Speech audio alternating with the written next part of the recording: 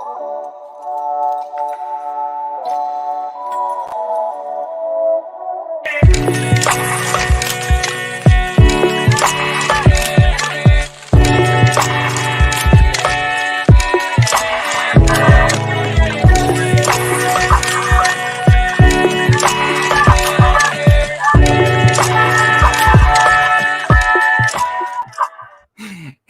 Aaron. Hey, Tyson. How's it going? Doing well. Welcome back to The Turning Point. Hey, everybody. And I'm especially excited for tonight's episode because it's open mic. Isn't that exciting? Yes, you never know what's going to happen. That's what terrifies me, but is exciting at the same time. Yeah.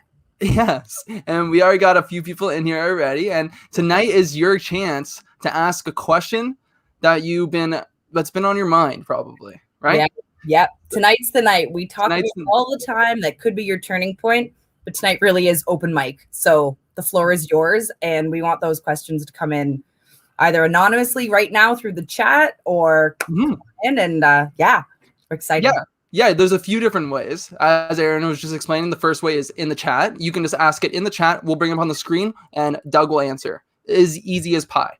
The cooler way is we're going to drop a link, and you can come onto the show just like we are right now, and you can talk Doug one-on-one, get your answered quick by Doug. If you want to answer anonymously, you come backstage, you'll talk to Aaron, and you can submit your question anonymously. And it's simple. You could put an anonymous name. It's going to prompt you to ask for your name, but you could put an anonymous name if you want. 100%. Cool. So let's bring on Doug right away. Let's not waste any time for tonight. And let's say hi. Hey, Doug. Hello. How are you? Hi. Doing well. How are you? I'm good. Thank you. So I got dinner coming here. I'm on Uber Eats making sure my food is coming. What are you ordering? Never mind. Oh, I see. I'm ordering a nice bottle of vino. Got a nice pizza from my favorite restaurant. You know the restaurant, Aaron. It's our favorite. I know. Our favorite. I'm looped in there now. Listen, I'm going to put a little plug in. If you're in the Guelph, Kitchener-Waterloo area, when you can, Earth to Table bread bar. It's an amazing food. There's one in Hamilton too. So I love it there. I love the people there, the staff there, the management there, the food there, the vibe there. It's all good. So yeah. You guys are funny. You're cute. We like talking. Aaron, you said it's gonna be scary. Is that what you said? Scary. It's scary. We've talked about this. When I don't know what's happening and I don't know the control. Right. Well, I don't know. Listen, I'm scared too. I don't know what the hell's happening either, actually. So bring it on, right? I love it. Now, you know what we thought we would do? We thought we would do an open mic tonight. We always have people send questions, which is great. And we have questions tonight as well. And so we'll cover those off. Now, if you're on my email list or on following Facebook, we always put a link in there that you can send questions in advance. So by all means, do that. We certainly appreciate that. We got a bit of a mixed bag tonight, which is kind of cool. And, I guess I was on a call today. I was doing all week long, I'm doing an event in Ireland. I was here at 7 a.m. I was doing it at noon in Ireland. And what I still find it's difficult for people to ask for help. It's difficult for people to speak up, ask questions. And we were talking today a lot about fear.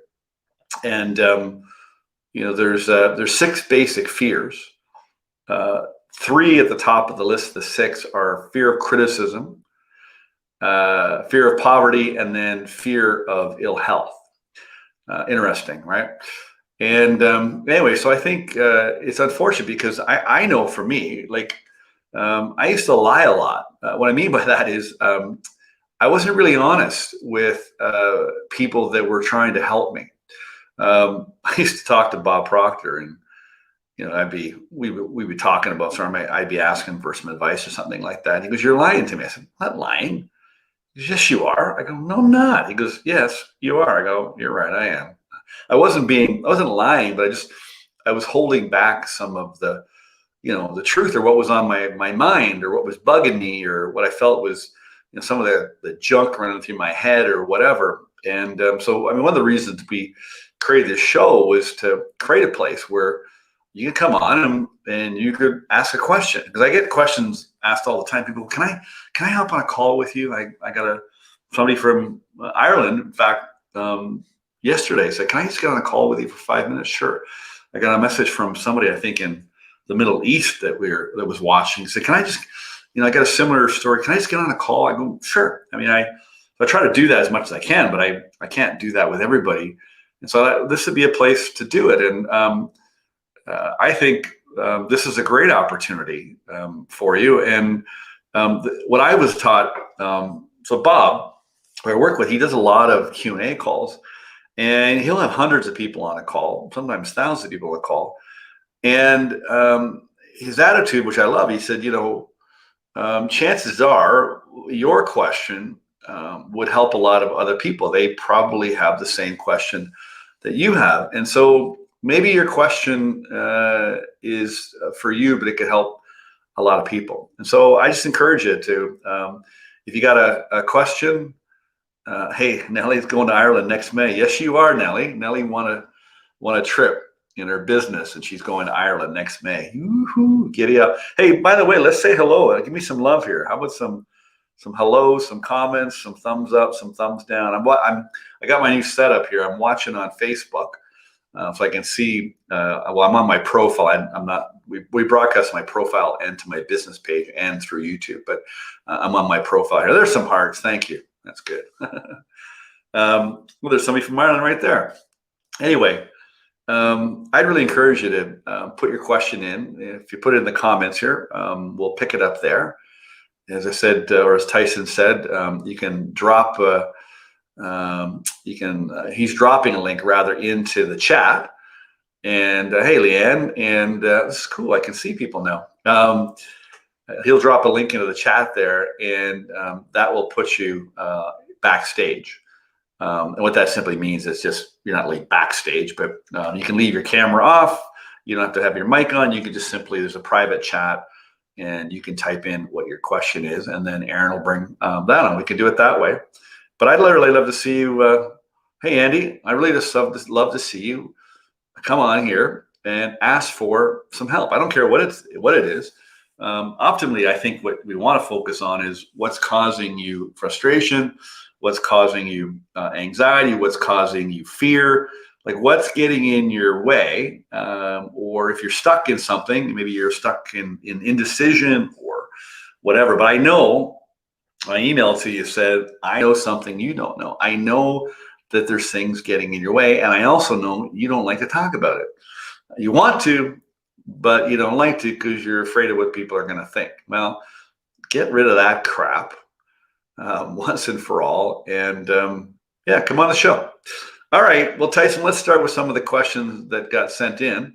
And I don't know if was anybody bold enough yet to put a question in? Anybody Not just yet. Nope. Not just, come on, people. Not yet. We're expecting them though. Hey, you know what? Aaron and Tyson were joking. Actually, we should ask. Actually, so maybe you have a question for Tyson or Aaron. Maybe you'd like to know something about Tyson or Aaron, or maybe they can answer something for you because they got a great attitude and they've got great experiences, and they're not as young as I am, but they probably have some opinions. Anyway, you want to ask Tyson and Aaron a question? You can Aaron. Taryn and Nyson. There you go.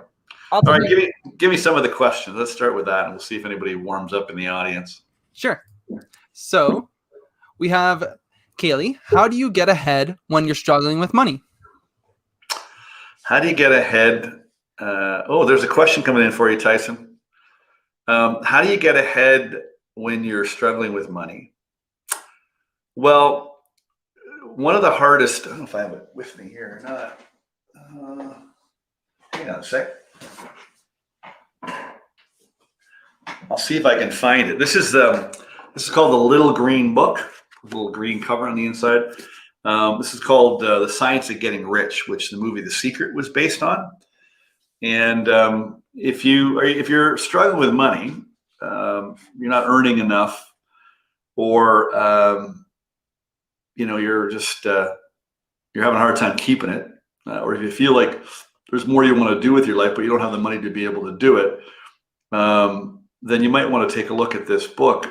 There's actually there's a course on this that I take people through if you wanted to do that. I'm just looking in, let me see if I can find it. Just a quote. I don't know if I'll be able to find it fast. I don't want to waste any time. Yeah, I won't be able to find it. I got lots of highlights here, but I can't find it. Basically, what he said was one of the hardest things you're going to have to do is to practice thinking. And one of the chapters in here is called Use of the Will. And so one of the hardest things to do, Kaylee, is to hold your will and focus on what you do want versus the current situation. So, it's easy for me to say now I've got a flush bank account and I don't have any debt and, I'm in very good shape financially. It's easy for me to say, hey, don't worry about the money, right? The reality is, if your bank account is empty or, money comes in and money goes out, maybe you got more going out than you got coming in or whatever, debts or whatever, maybe you've lost your job or laid off. I don't know what the situation is. But I can tell you that if you think about the current situation, that's not going to help you for sure. I know that. What it's all it's going to do, guaranteed, is cause frustration, anxiety, depression, fear, doubt, worry. That's all it's going to do for you. And so the first thing I think you got to do is you got to decide. You always hear me say that word, decide, right? It's so important. You got to decide that you're not going to let the bank account dictate or control your thinking. Now, you also have people around you potentially that are struggling. They're worried, they're concerned, and they're sharing that with you as well. And so you don't have to listen to it. I mean, you can hear it, like you can listen to the person talk, but you don't have to take it in. You really are in control, but you do have to develop that control. So if you're focusing on the current situation, nothing's going to get better. And what actually happens is the machine, your mind is a machine. It's actually an automatic creative mechanism that can solve all of your problems. But what we do is we jam it up, and it doesn't work very well when you're worried and you're anxious and you're doubtful or whatever's going on for you. And so what you've got to do, let me read something here. This is kind of a cool idea. It's called subjective control. The idea is each day, set yourself the task of deliberately withdrawing your attention from the objective world, so that's the outside world, okay? And of focusing on it subjectively. In other words, concentrate on those thoughts or those thoughts or moods which deliberately determine. In other words, what he's saying here is spend time every day where you basically turn off the objective world and you get into your imagination and you go to the subjective world, which is basically picturing what it is that you want, visualizing your future. Like, go there. At the very least, it's going to calm you down. But really what you've got to do is you got to train yourself to not let that stuff into your head. Actually, what I'll do, Kelly, I'll get you a copy of You Were Born Rich, Bob Proctor's first book. That's a course I took when I met him. And he's got some great tips.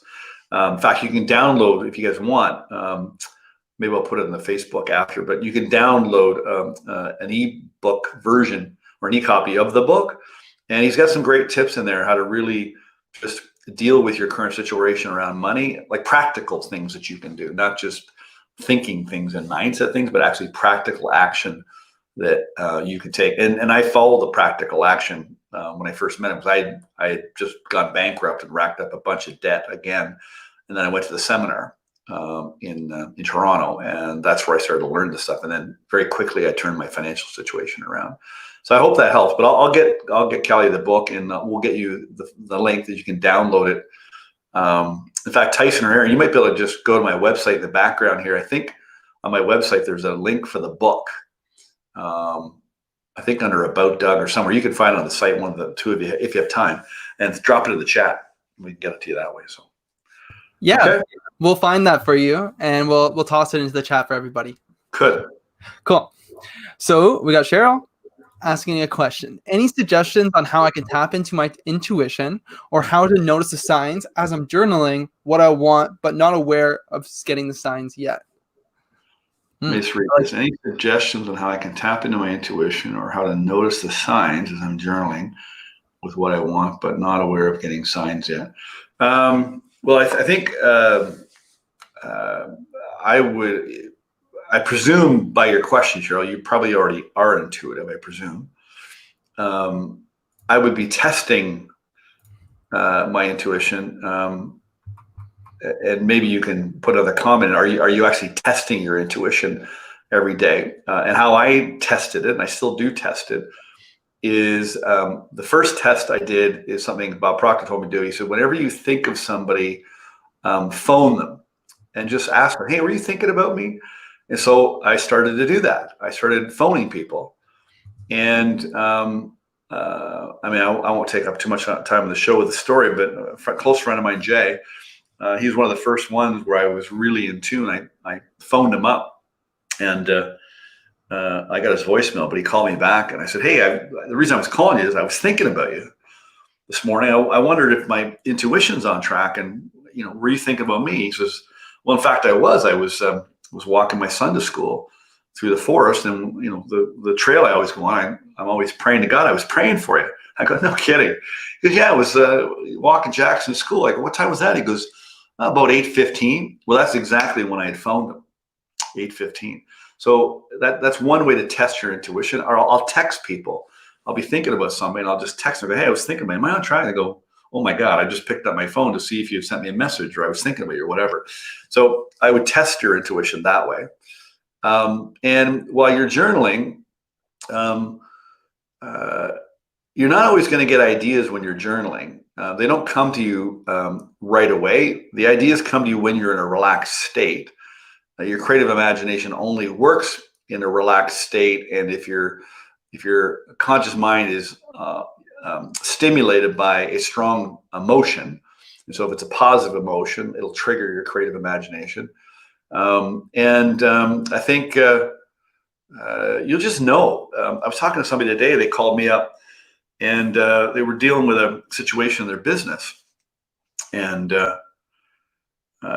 they had lost a piece of business, and he was a little confused. He said, I'm not reacting. Like I'm not freaking out like I used to. And in fact, I'm pretty calm and relaxed. I'm pretty good with it. And he was worried. He goes, like I'm taking my foot off the gas or something. Am I slowing, something going on? I go, well, I said, you did say you feel good about the situation, even though you lost the business. You did your best. It didn't work out. And you're feeling pretty good. And I said, then the other side of you, the ego side, the judgment side, is giving you a hard time. I go, which one feels good? He goes, well, I feel pretty good about it. Yeah, all right. And, giving yourself a hard time, does that feel good? No. I go, which one do you think is true then? He goes, well, obviously the one that feels good. I go, yeah. And so that's, with your intuition, it's a feeling, and you just pay attention to you got to pay attention to the feelings that you have. So if you get an idea that feels good, or you kind of get a little, oh, that's a good idea. Just, it doesn't have to be a big feeling. You just pay attention to the feeling. And I think that's the way to do it. What else did she put here? I journal about wanting to increase my awareness and looking for signs when sitting quietly or I don't think you need to journal about wanting to increase your awareness. Let me read something else to you. Talk about awareness. It's called The Power of Awareness. Listen to this. This is under free will, okay? And he's talking about the power of will. Let me get to it here. And where is it? 21. Yeah, listen to this. I will be is a confession that I am not. So never say I'm trying to become something. You already are something. So always affirm that I am aware and my intuition is strong. And just keep practicing it. But I think the key is to your intuition and your mind. Like you've got intuition and you've got your subconscious mind and you've got your brain, and they are the ability to communicate with the minds of other people. So your mind is your brain is a sending and receiving station like a radio. Okay, and your intuition is your ability to pick up the signal. So like this beeps, if I've got a notification, it beeps. Well, the feeling is the beep. And so just pay attention to the feeling and practice communicating with the minds of other people. And that's making those phone calls. That's making those text messages. And Bob called it thought transference. I'll call him up. I was just thinking about you because I know. and he probably was, So anyway, I hope that helps. But you got to practice. You got to develop it for sure. Yeah, I found a good way to listen to my intuition is right before bed. All those things that are telling you that come to mind. That's my intuition telling me what I have to do. Yeah. And I should be following that. Yeah, what I'm doing now is I take a nap every day. And somebody who's really been helping me a lot, they shared with me how to meditate the Buddhist way. And so what I do is I go lie down, I read my vision statement, my goals, and then I just try to, in my mind and my mind, I try to go there. And it's hard, like, because you're distracted, like that outside distraction grabs your attention. So I got to keep bringing it back. And as I work on bringing the picture back, guess what? It's tiring. And then what I do is that as I'm feeling tired, my body's starting to relax. Then what I do is I use this meditation, and it's just quite simply,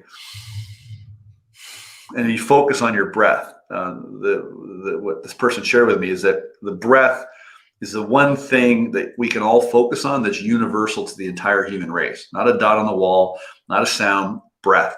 And so I've been practicing that, and man, oh man, I get some really weird visions. When I'm meditating, like stuff comes up. I go, "What the hell is that?" Anyway, that's good, Tyson. Mm-hmm. Okay, so this next question seems like it's for me and Aaron. How were Tyson and Aaron introduced to Thinking Results? So I'm going to bring on Aaron. Is that okay? Yeah, take me off and the two of you go on screen. You don't need me on for this. Okay. Interesting. Okay. Do you want to go first, Aaron? Okay, I'll go first. I actually was introduced to TIR when I was working as a construction project coordinator at the company. I believe my boss was working with Doug beforehand, and then she brought brought Doug in for our team. And it was awesome. I remember, I think within 5 minutes, Doug and I looked at each other and he's like, "I'm going to have fun with you." And I was like, "All right, buddy, let's go." And yeah, we kind of hit it off within 5 minutes. Yeah, it was awesome. And it just sort of clicked. I think that was about, a year and a half ago. And I bugged him to go out for dinner and lunch ever since. And then it turned into this, just an awesome friendship, mentorship. So yeah, that's my story. What about you? Awesome. So for me, about in 2019, before all the pandemic happened, me, Doug, and a few others, my mom included, joined this thing called Stand Strong. And we were coming together to solve a problem with teen mental health. And that's actually where I met Doug. I met him. And for the very first time, I met him when he came to speak at one of our events. And instantly I felt compelled to be near him because his belief system matched a lot to mine. And I haven't really met a lot of people who thought that way in that kind of aspect. And then so further on, my mom and him had a relation, had like a friendship with each other, and they got really close. And Doug used to come over all the time. And naturally, I kind of just latched on to the programs that he was offering, and that's how I got integrated into Thinking Results. I actually didn't take Thinking Results, but I took a program called Magic in Your Mind, and it's an amazing program. Learning actually about intuition, Cheryl. I learned all about intuition through that, and actually Doug made me do a meditation while doing the intuition exercise that week. And I did a meditation about a future book that I want to talk about. And as Doug was talking about, he has like these visions, and the intuition is really crazy. And I learned all about it into this program called Magic in Your Mind. So yeah, that's how I got introduced to him. That's good. Did we miss anything? Yeah. No, not at all. But I do remember. So I gave everybody at Aaron's company the book "You Were Born Rich" by Bob, and I remember looking at the cover, going, "Not everybody was born rich." I said, "I'm going to have fun with this one," because she had some real. You said, I was like, I work freaking hard. So if you're telling me people are born rich, I was like, let's go, buddy. And then he did slowly. So. Do you remember? I gave out cash one time, didn't I? I had a bunch of cash, and I do this all the time. I used to run seminars, and what I do is I would burn $100 bill at the seminar. People, you can't do that. I go, yes, I can. And I'd walk around, and I'd hand out hundreds. And I'd go to give somebody. I said, "Here, who wants some money?" And they go, put their hand out, and I walk over, and I try to hand them the money. And they go, "No, no," and they can't take the money. I said, "Take it." And so I'm trying to teach them a little lesson around money. And a lot of people couldn't take it. Well, Aaron had a hard time taking the money. I said, "Well, why don't you do some good with it? Give it away, help somebody else out with it." So I remember that too. I grabbed it faster out of your hand when I realized, I can buy everyone coffee and make the boys, I'll get my work faster maybe too, if I can use that. So yeah, all of a sudden when it wasn't for me. But yeah, the money thing is still something I'm working on. I know. It's okay. I'll keep taking for expensive dinners. We'll expand your mind. One day I will pay. There's a promise. I know you will. Trust me. I know. No. You're going big places. Trust me. So thank you. That was cool. That was good to hear people ask you that question. That's a good question. Thanks, Nelly. All right. What else you got? So we have. Oh, this is something I wanted to talk about really quickly. Is that does Doug have a reading list posted? And excitingly enough, we're creating that, right, Doug? We are. We don't have one posted, but yeah, I mean, I've got all my favorite books right here in front of me. There's not many of them. I mean, I have lots of books and lots of shelf help, but there's just a few books that I focus on. So yeah, we'll post that. And then Monica? Yeah. Let me see. Let me read it myself here. Okay. Old limiting belief that is not leaving. How can I erase this and replace with the right beliefs that would help me tap into my work and my purpose? I can turn into my business and brand. It goes such. I'm useless. I have nothing to offer. People not pay for what I have to offer. Despite all of this, I have evidence to disprove it. As now I want to get to the next level. These are old programs that came out of the closet. Well, it's a good question. I think somebody else sent another question around this. Let me explain something. So this is one of my favorite books as it relates to the machine, how the mind works, and self-image. So psycho-cybernetics. Very few people understand self-image or the subconscious mind. Just trying to find it here. It's the back of chapter 2. And I read this. You can see this is a pretty old paperback. I don't know how many years I've had this. I've had it a long time. It wasn't really actually until a few years ago. I think it was Christmas 2017. I was reading this, and it's been highlighted. This section's been highlighted for a long, long time. And it really stood out for me. I guess I was ready to receive it. So you can't lie to your subconscious mind. I discovered that. This whole idea of fake it till you make it, it doesn't work. Now, people use fake it till you make it in different contexts, but let me explain this to you, okay? So Monica, you might relate to this. You've got to get a new mental picture of yourself. Now, he says here, the unhappy failure type personality cannot develop a new self-image by pure willpower. or by just arbitrarily deciding to. So you can't just say, I'm going to create a new self-image and use your willpower to do it. It doesn't work. He said here, there must be some grounds, some justification, some reason for deciding that the old picture of self is in error. So bring Monica's question back up and you'll see all kinds of errors in the old picture of herself.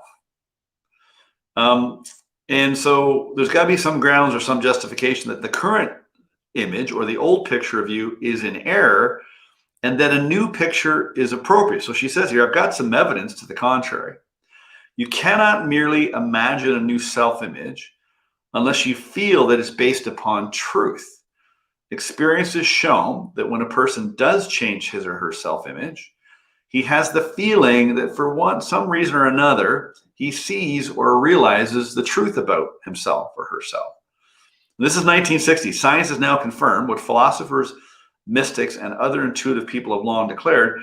Every human being has been literally engineered for success by his creator. Every human being has access to a power greater than himself.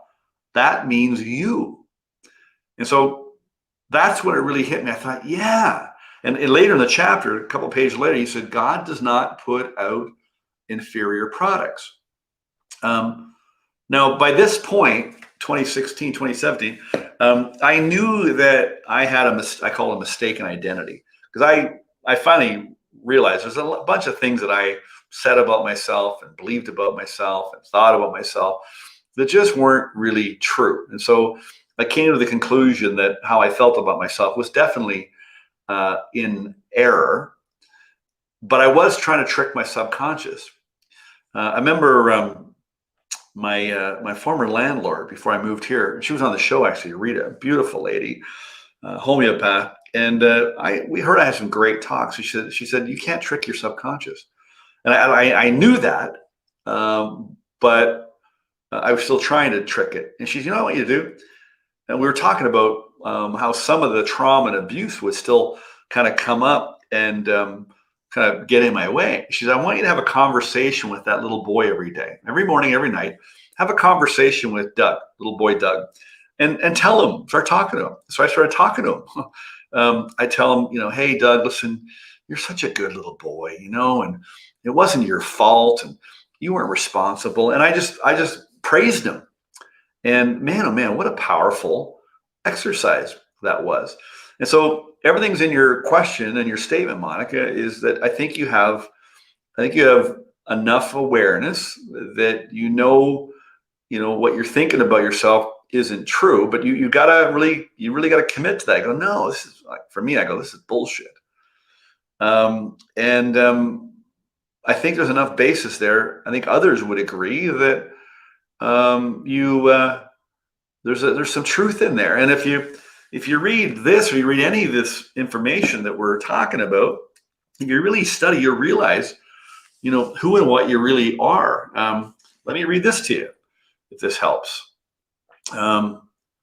This is it's a quote I've got. It's on a cocktail napkin. I was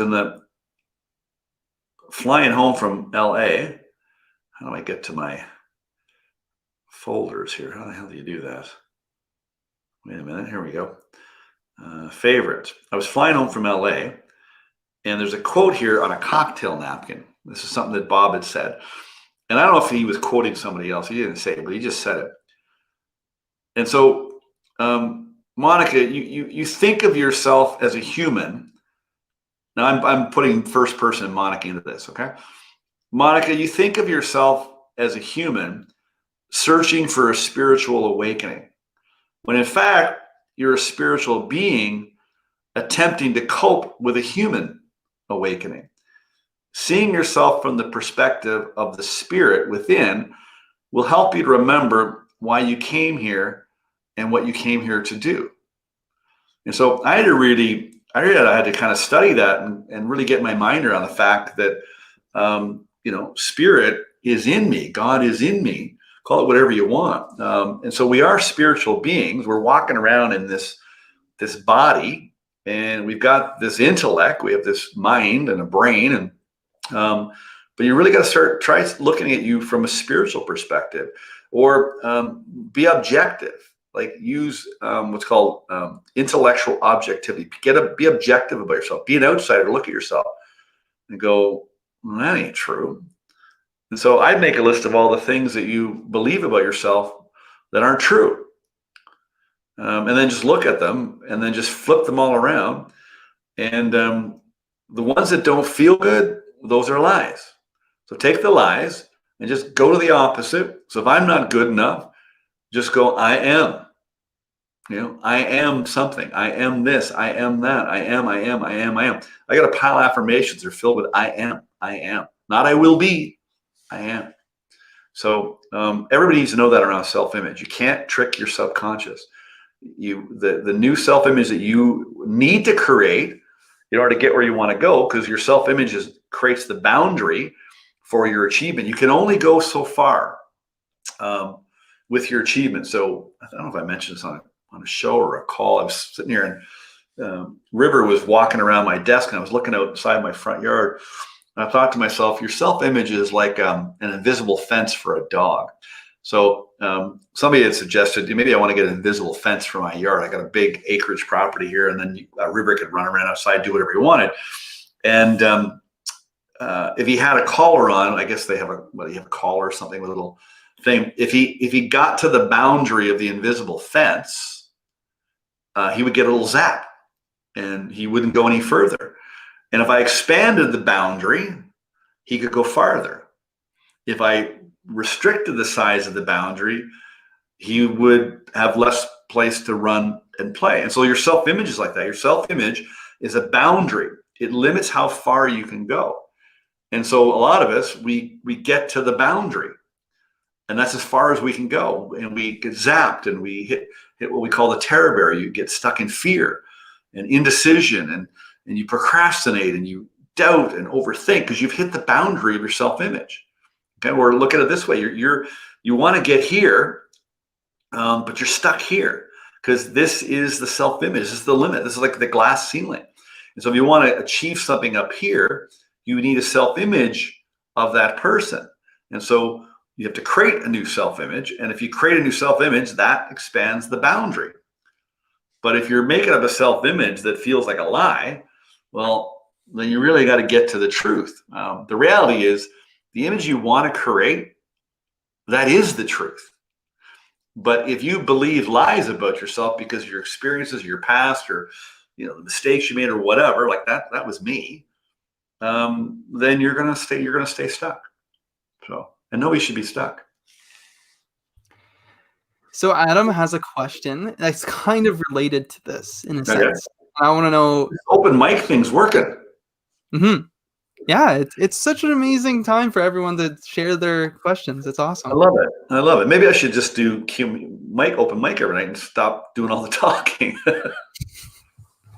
All right, go ahead. So what was the turning point for you in going from feeling unable to speak your truth to speaking it but getting triggered by it, to knowing it was perfect for the unfoldment of who you've become? I've also heard Bob talk about how tough the 70s were because he was being pulled back into his old story while trying to surge ahead into a better self. Yeah. Bob and I were talking about what it was like for him when he was young and starting out. The turning point for me to go from feeling unable to speak the truth was, there's a couple turning points, but the biggest one for me was I just got so sick and tired of how I felt about myself. I consider myself a fairly intelligent guy, and I thought I'm doing some really dumb things. And I realized that although I probably stayed away from my emotions most of my life, I had a really big heart. And so my heart was aching for myself, for the people around me, the people that I was hurting and hurting myself. I just really got fed. I remember walking my dog, Cole, at a Cocker Spaniel, and I'd be walking him, 10 o'clock, 11 o'clock at night, and I'd just be weeping I was just so saddened by what I was doing to myself. And so, I mean, the turning point was that I walked away from my marriage. In fact, I walked away from every relationship in my life because I would get scared. And I think they're not going to stay with me. If they find out who I really am, they're never going to stay with me. And so I'd leave. And so I left, and I got marriage counseling or separation counseling. And the turning point for me was the counselor recognized some things in what I said that she thought there might be abuse in my background. I go, I don't have any abuse in my background. And anyway, I did. And this whole story came out. So going public with my story was the biggest turning point. It was on television. It was on newspapers. I was on national television, national TV, on a news station. It was in books. And that's kind of what led me to here, actually. So I just got, and I'm writing a book. I'm finishing off the first draft of my book. And one of the chapters is called Get Pissed Off. I think you got to get pissed off. And so I got pissed off, and I wrote the story, and it came out. And then all of a sudden people say, hey, will you come speak and tell the story? So high schools were calling me, universities were calling me, police services were calling me. I was speaking all over the place. And everybody said, how did you do it? How did you go from that to this? And I couldn't tell you. I mean, I knew what I did, but I couldn't say, hey, Adam, do this, do this, do this, do this, do that in this order, and you can free yourself. And so I wanted to figure out how I was able to it. Now I know, and so I can get people unstuck really, really quickly. They don't have to waste a lot of time. They don't have to go to counseling and any of that crap. They can really break through really, really fast, because it's not really that complicated. But I now have the awareness.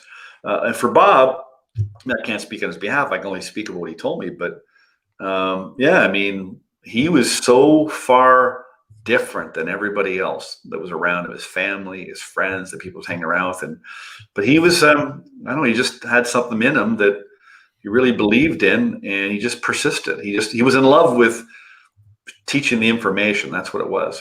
I'm just in love with sharing what I've learned and what I've discovered about me and what worked for me, that I want to just share with anybody to listen, So I think I always say the truth shall set you free. I say, just tell your story. Tell somebody. I remember, in fact, the second person that I told was my sister-in-law. And I went home, and I was talking. I told my story. And then she told me her story. And she had a story. We all have a story. And this beautiful thing happened. We just shared each other's story. So I tell my story to get you to tell your story. So I think you just tell it. You don't have to. Some people don't want to. You don't need to. But I believe it's very, very helpful. Not so much for you. I mean, it is very helpful for you, but it helps a lot of other people. I mean, God, I had 600 emails in my inbox. First thing in the morning on. It was April 6, 2001. And I picked up the newspaper. It was on the front page of the Toronto Star.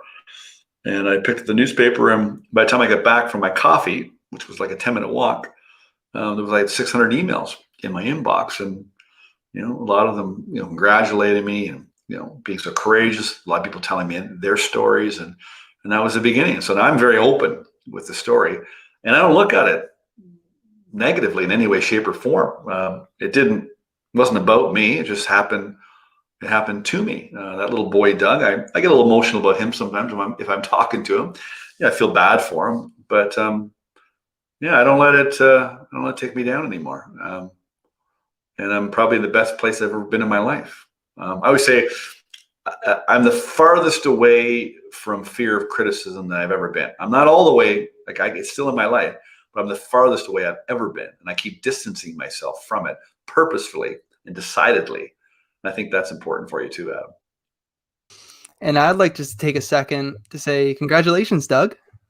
That is awesome. That's really nice to hear that you said that. And I'm really glad that you feel that way. Well, this is the best you've ever felt. Oh, yeah. Well, thank you, Tyson. Everyone's human, and this is awesome. That's amazing. That's really good to hear. And I'd love for the chat to just show some love, because that's really touching.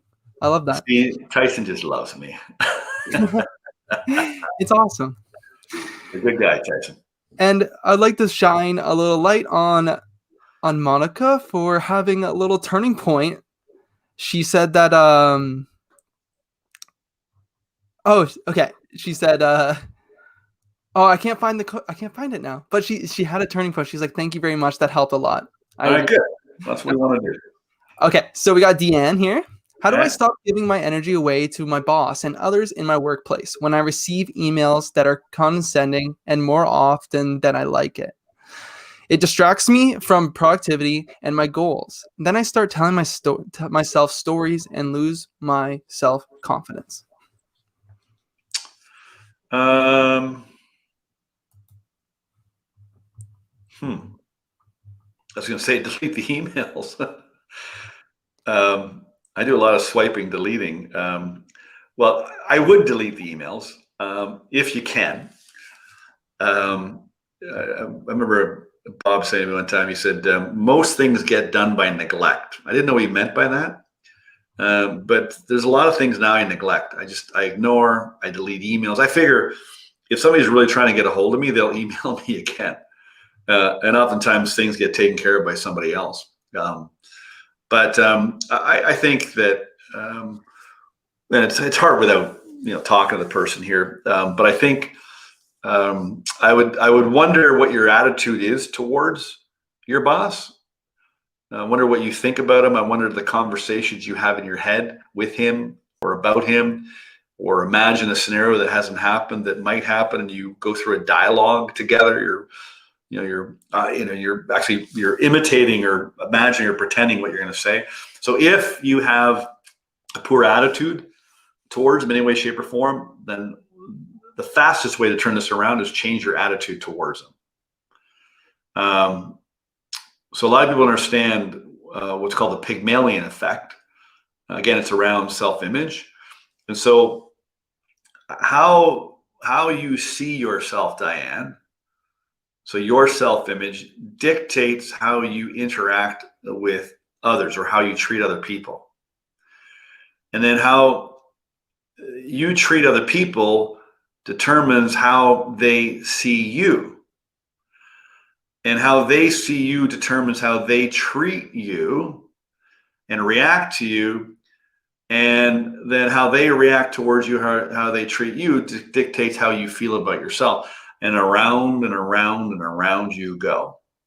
And so one of the great ways to get off the merry-go-round, or whatever you want to call it, or the mouse trap, or the hamster wheel, whatever you call it, is change the way you view people. Change the way you view him. I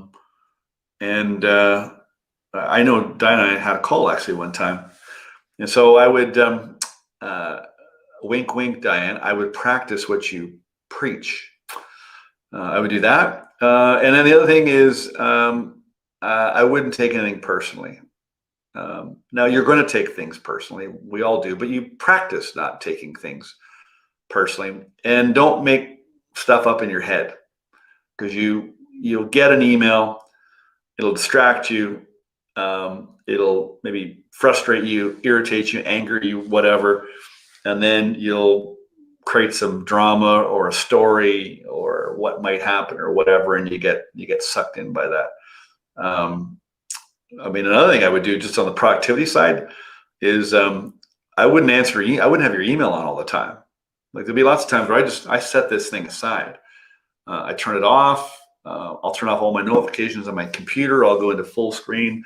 Like, I try to train myself to focus on one thing at a time, because I know my mind can only focus on one thing at a time. That's the way it works. If you want to use it properly, you can only focus on one thing at a time. So I would practice that.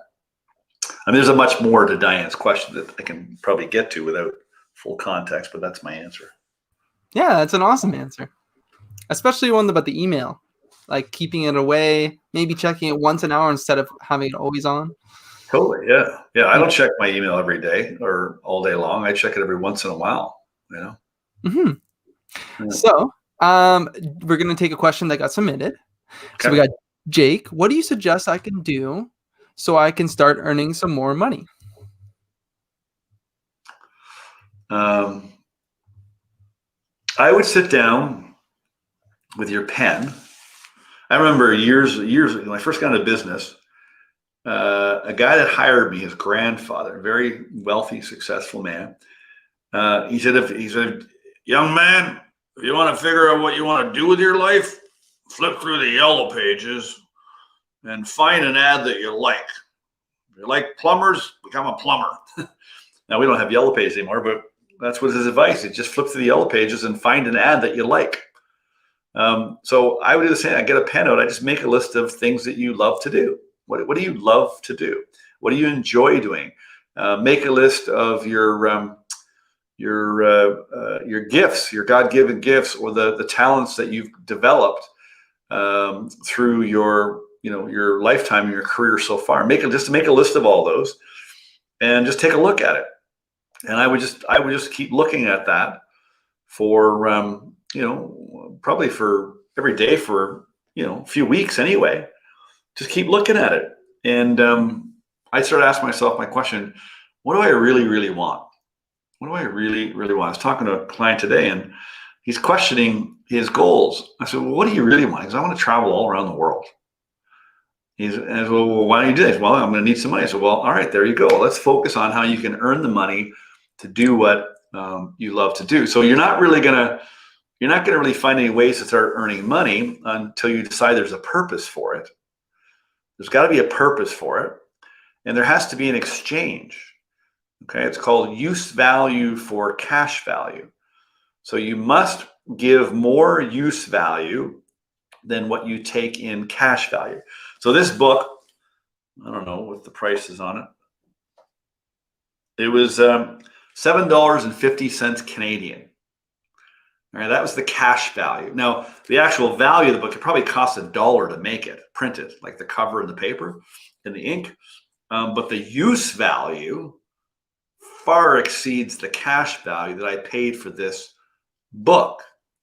It's the same thing, if you have somebody mentor you, the cash, like the people that I work with, the cash value I take from you is nothing relative to the use value you're going to get, both short term, but especially in the long term. So you gotta find something you like doing, and then you decide that you're going to do something about it, and think of ways that you can provide service. How could you improve somebody's life, or how could you do something that would help somebody solve their problems? And I'd be thinking about those things, and then you'll get ideas to earn money. But if people are just going, I got to get some more money, you're not going to get any more money. Like I said earlier at the beginning of the show, that if you're worried about money, your creative imagination doesn't work. It only works when your mind, your conscious mind, is stimulated through a positive emotion. And he said, and I'm quoting Think and Grow Rich, Napoleon Hill now, he said that your creative imagination gets stronger through the development of use. So the more you use it, the stronger it gets. So like the nap idea and the meditation idea and the visualization, that's all to develop my creative imagination. Before the show comes on, I crank up the music. I got Michael Jackson. I'm dancing all over the house here because I want to get my vibe up so my imagination is in tune. So when you come on here and you ask me questions, I'm tuned in. I'm on a frequency stimulated by a positive emotion. So you're not going to find ways to earn money if you're worried about money. But I would do the things I said you should do. Awesome. That's awesome advice. I love that. Now, this is an interesting question I want to know. Does Doug have a health and exercise regime? Absolutely not. No, of course I do. But I honestly, I ebb and flow. It was interesting because I knew I was at a stage, I'm 57 now, so 4 years ago, I guess, 53. Yeah. I figured I probably, I'm at 53. I want to be here for a long time and do this work. And so I better take care of this thing I'm walking around in. And anyway, I was going to join a gym, and I thought, no, you know what? I got to prepare my mind first. If I join the gym right now, my willpower is not strong. I mean, it ain't going to work. I got to program my mind first. So I started doing an affirmation. I'm so happy and grateful now that I live in a healthy body and I'm at my perfect weight. And I just kept affirming that, writing it, saying it. I had it on a recording over and over and over and over and over and over and over again. And I think it was June or something. I started in January. It was June. And people started saying, have you lost weight? I go, no. And I kept hearing, have you lost weight? Have you lost weight? No, no. And I was at a party one night and somebody said it again. I just happened to be in the bathroom. They had a scale on the floor. I don't have a scale. And I stepped on the scale and I lost 20 pounds. I just released it from an affirmation. I remember going to the bread bar I mentioned earlier, and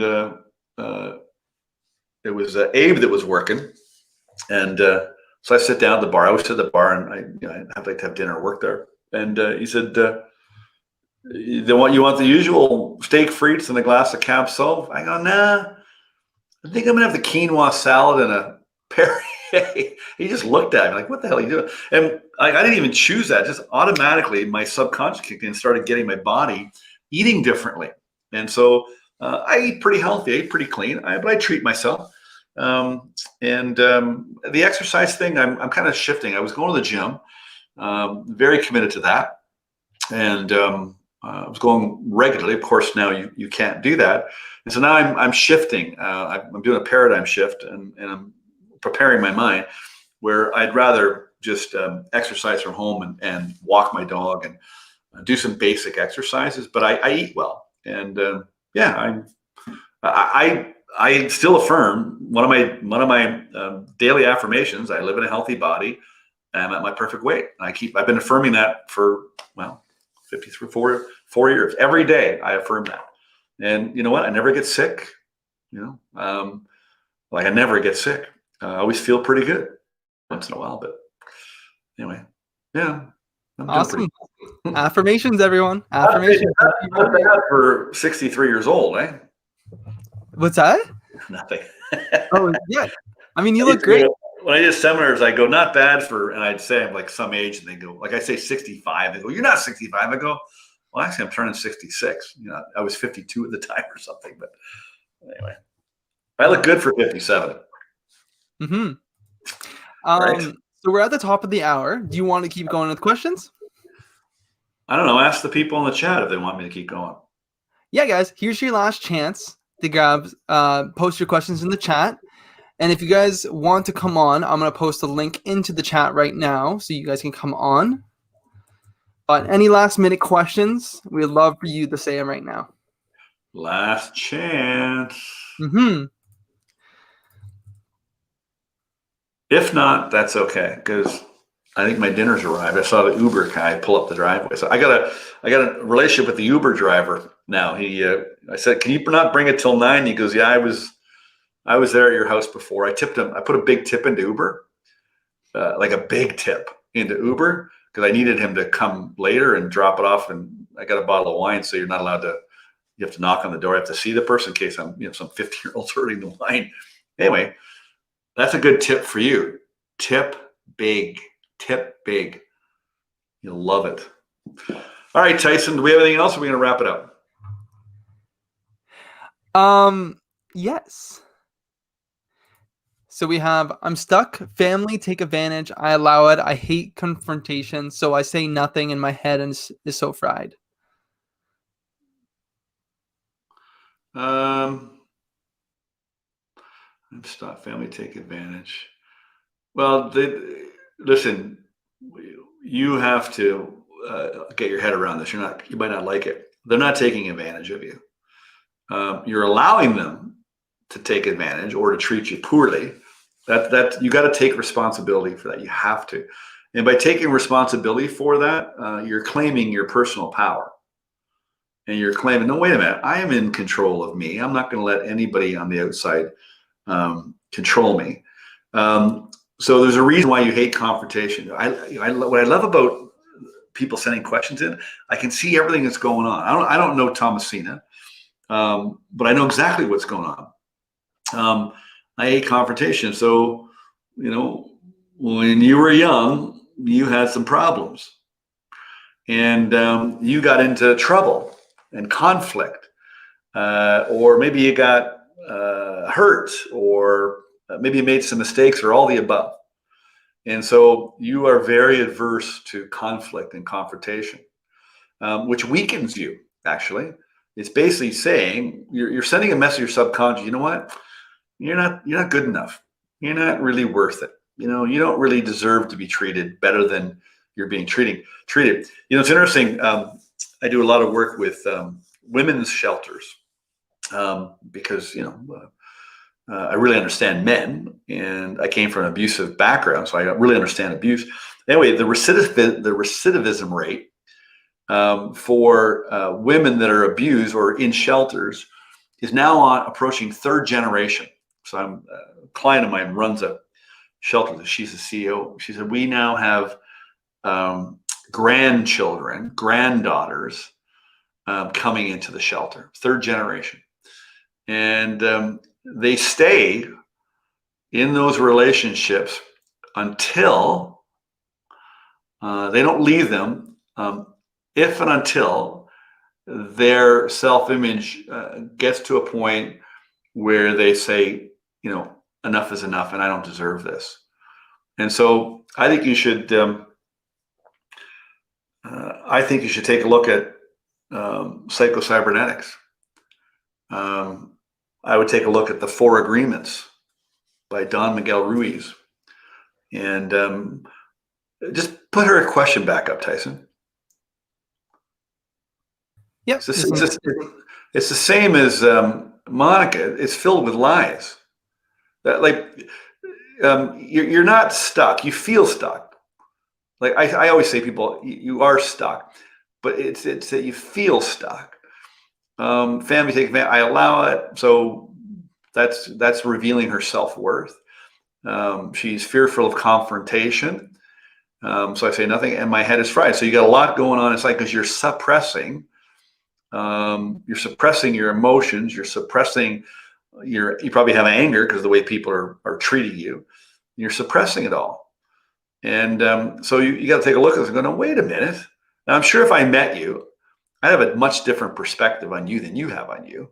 In fact, if I asked a bunch of people that do know you, they probably have a much better perspective on you than you have. And so again, it's back to that idea. You gotta realize that the image you hold of yourself is in error, and there must be some basis of truth that you deserve a better self-image. And so I would just I'd make a decision that I'm not going to take it anymore. Now, you're going to take it for a little while until you're committed to your decision. So you're going to have to make the decision over and over again. Go, I'm not going to take it anymore. And I'm quite comfortable with conflict. Like, I'm very comfortable with conflict. I got no problem with conflict whatsoever. I learned that. That was one of the greatest things I learned in business, was to face conflict. It's one of the best things you can ever do for every area of your life is start dealing with conflict. And the only reason you're afraid of conflict is you're worried what people are going to think. Remember 3 basic fears: fear of criticism, fear of loss of money, fear of ill health. The 4th one is fear of loss of love. So we don't want to, we don't want to upset people. But if it's upsetting you, why would you hang around with anybody that treats you poorly? I would get rid of that. I just decide you're not going to anymore. You might not be able to change it today, but you can change if you want. This is a good question from Craig, really quickly. How is working with you different than couples counseling? Oh, I love that. Well, you know what I do? I work with a lot of couples. I don't do marriage counseling. And sometimes I've said, listen, you probably need a marriage counselor, because they have sort of strategies and techniques and stuff. I guess what's different is, in fact, I was driving through Starbucks and I saw a car that I thought was a young guy that I talked to a couple times with his mom. His mom called me. Will you talk to my son? Sure.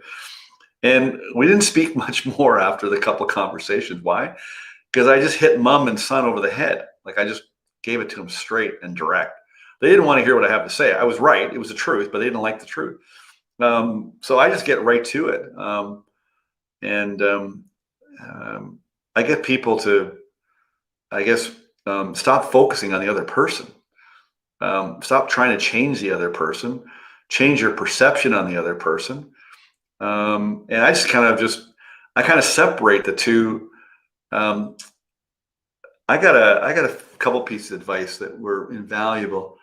The person that mentored me, that got me through the abuse and going public, she said, don't ever make the mistake in a relationship by going, I'm okay, but you're not okay.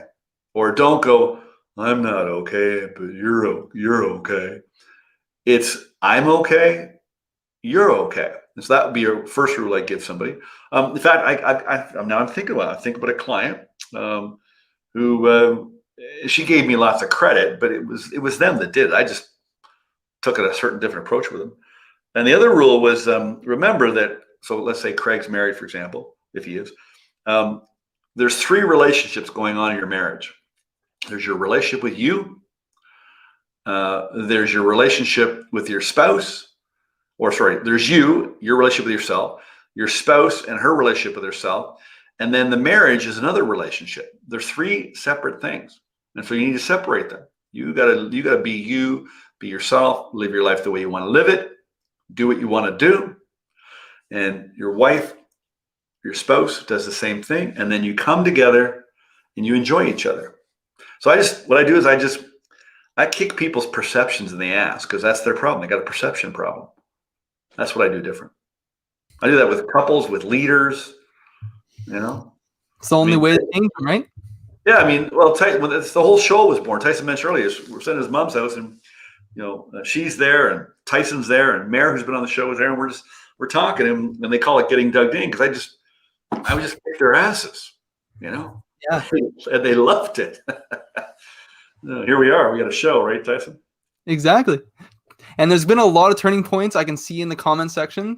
It's actually amazing to see. It's what we intended for the show.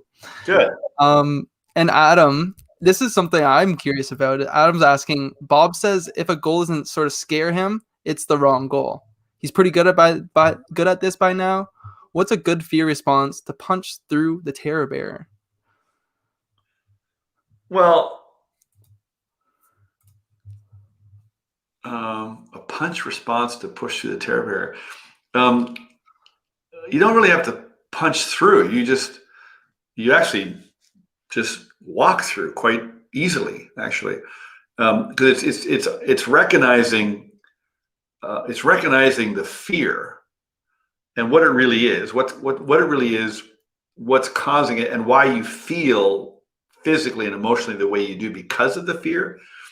And then when you understand, you just kind of go, yeah, I get it. I always tell a story about my daughter likes roller coasters, and so she'll drag me on roller coaster. I don't want to go on a roller coaster. And we're in line, and the closer we get, the more I sweat. My palms are sweaty, my arms are dripping wet. I'm very afraid. And then I get on it, and there was nothing to be afraid of,